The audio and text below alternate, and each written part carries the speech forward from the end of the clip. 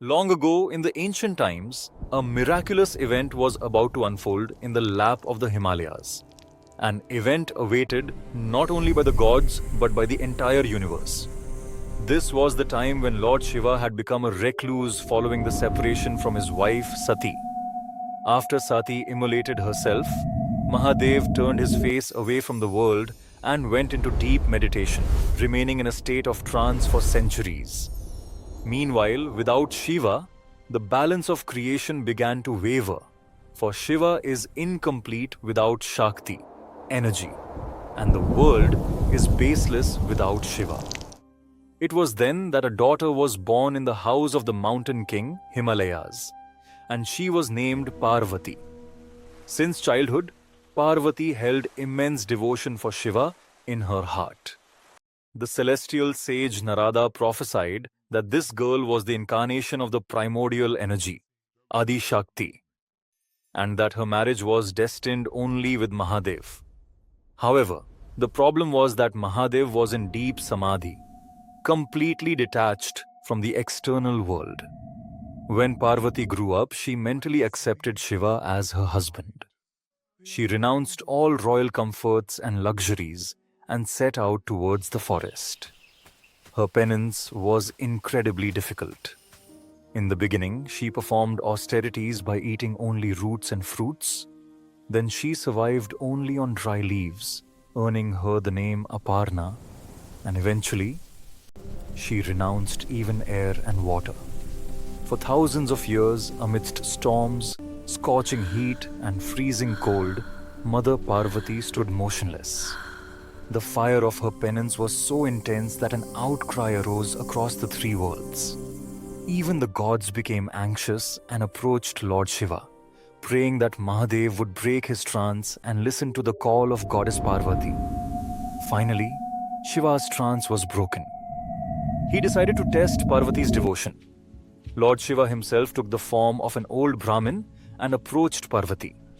He said to her, "Goddess, why are you torturing your body for that ash-smeared dweller of the cremation grounds, the one who wears garlands of snakes? He has no palace, no wealth, and no beauty. He is the deity of inauspicious things." Hearing this, Parvati became furious.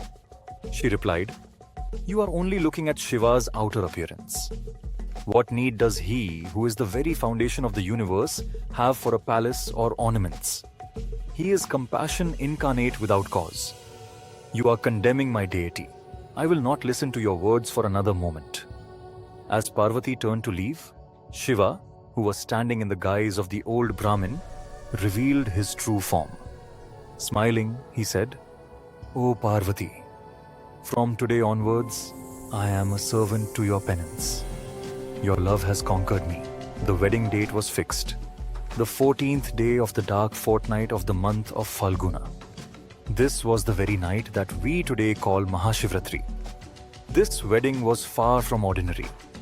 On one side, at the home of King Himalayas, there was a gathering of gods, celestial musicians, and nymphs. The entire city was decorated with flowers and lights. On the other side, Shiva's wedding procession, the Baraat, set out from Kailash. But this procession was truly bizarre.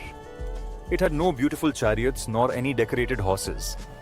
Riding on the bull Nandi, Mahadev was smeared with ash, snakes were coiled around his neck, and the river Ganges resided in his matted locks. His wedding guests were not gods, but ghosts, spirits, goblins, ghouls, and ascetics. Some were headless, while others had many heads. Some were incredibly tall, others very short. Making strange noises, they danced and sang as they moved forward. When this procession reached the gates of the Himalayas, Parvati's mother, Queen Maina, came out with a ceremonial plate to welcome them. But the moment she saw this terrifying and strange form of Shiva, and the ghosts and spirits dancing behind him, she fainted out of fear. Upon regaining consciousness, she wept and said, "I will not let my delicate daughter marry this ascetic." Silence fell all around. Then, the gods prayed to Shiva to appear in his true divine form. Listening to the pleas of his devotees, Lord Shiva assumed the Chandra Shekhar form. He removed the ash and donned silken robes and beautiful ornaments, and his form became more beautiful than millions of cupids combined. When Queen Maina and the citizens saw this supernatural, beautiful form of Shiva, they were mesmerized. They became convinced that their daughter had chosen the right groom.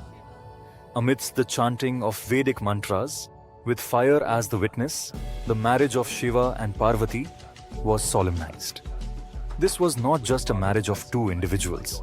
It was the union of knowledge and power. It was the union of nature with consciousness.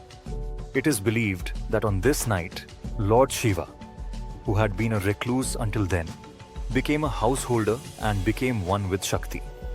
On this night, the energy level of the universe is very high.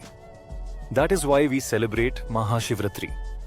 This night reminds us that God can be attained through devotion and firm determination. This night teaches us that to attain Shiva, which means welfare, we must incinerate the ego within us. Whoever stays awake on this night to celebrate this union of Shiva and Shakti finds the darkness of their soul dispelled and attains supreme peace.